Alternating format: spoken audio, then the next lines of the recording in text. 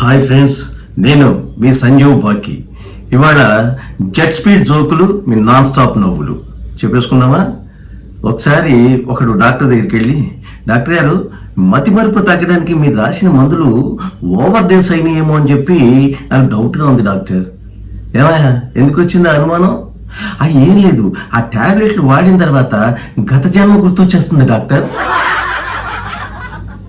అది అంత బాగా పనిచేసే. ఏమండి, ఆ మాటికి వంటగదిలోకి వెళ్ళి ఆ పంచదార డబ్బా మూత తీస్తారు పెడతారు ఏమిటి?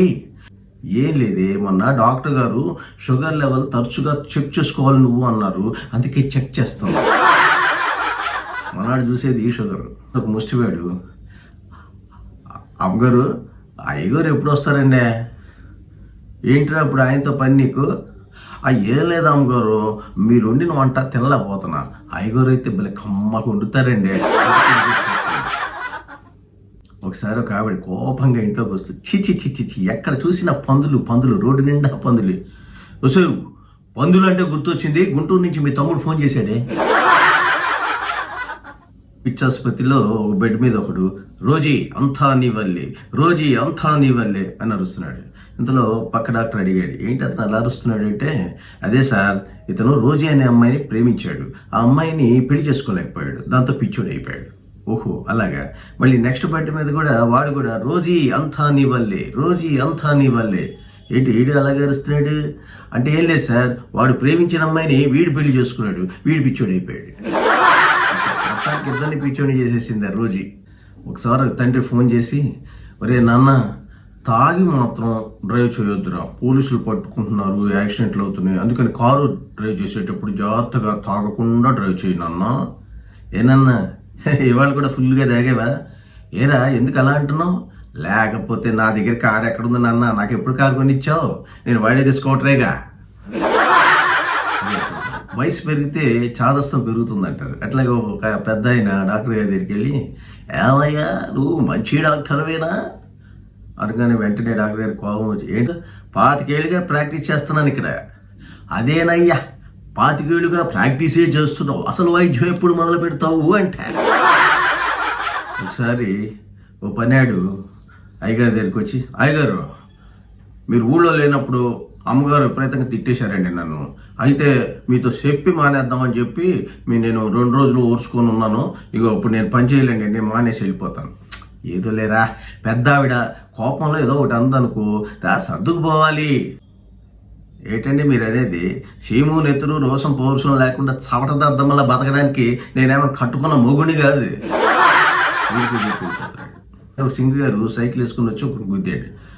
వాడు వెంటనే పండగ చేసుకోపో. సైకిల్తో గుద్దింది కాకుండా పండగ చేసుకోపో అంటున్నావేంటి? తమాషాగా ఉందా? అరే అవులా, ప్రతిరోజు నేను వేసుకొచ్చేది ట్రాక్టర్, ఇవాళ నీ అదృష్టం బాగుండి సైకిల్ వేసుకొచ్చా. ఏటమ్మ గారు, ఏంటంత దిగాలుగా కూకున్నారేటి? ఏం లేదే, మీ అయ్యగారు దీనివల్ల పడ్డాడని చెప్పి నాకు అనుమానంగా ఉంది. సార్, అయ్యగారు అలాంటి వాళ్ళు కారమ్మా, ఆయన చాలా మంచివాడు, మీకు నాకు అన్యాయమే చేయడు. అంతే, ఈవిడ పడిపోయింది. ఒకసారి ఒక హస్బెండ్ డాక్టర్ దగ్గరికి వెళ్ళి, డాక్టర్ గారు, మా ఆవిడకి ఈ మధ్య నోరు బాగా పెద్దదైపోయిందండి, భరించలేకపోతున్నా, ఏదో ఒకటి చేయండి. ఏముందయా, 5,000 ఫీజు కొట్టు, సగం నోరు కుట్టేస్తా. అలాగా, ఇదిగో డాక్టర్ గారు 10,000 రూపాయలు, ఏం చేయాలో అర్థమై ఉంటుంది అనుకుంటా.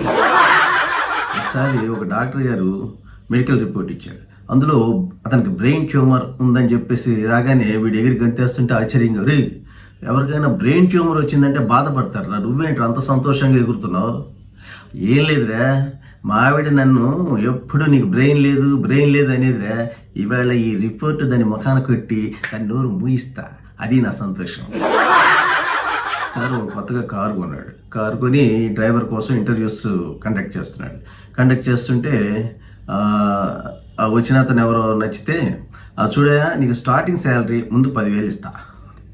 సార్ మీరు ఎంత గొప్పవారు సార్, కారు స్టార్ట్ చేసినందుకే 10,000 ఇస్తున్నారంటే డ్రైవ్ చేసినందుకు ఎంత ఇస్తారు సార్? చాలా అమాయకంగా అడిగాడు. ఒకసారి కోర్టులో ముద్దాయిని, ఇగో చూడవయ్యా, ఈ గీత మీద చేయి వేసి మొత్తం నిజమే చెప్తానని చెప్పి ప్రమాణం చేయి. ఏంటి ఆ సీత మీద చెయ్యేసానని చెప్పి కోర్టుకి ఇచ్చారు, ఇప్పుడు గీత మీద చెయ్యమంటారా? నా వల్ల కాదు. నేను వాడి భయం వాడికి.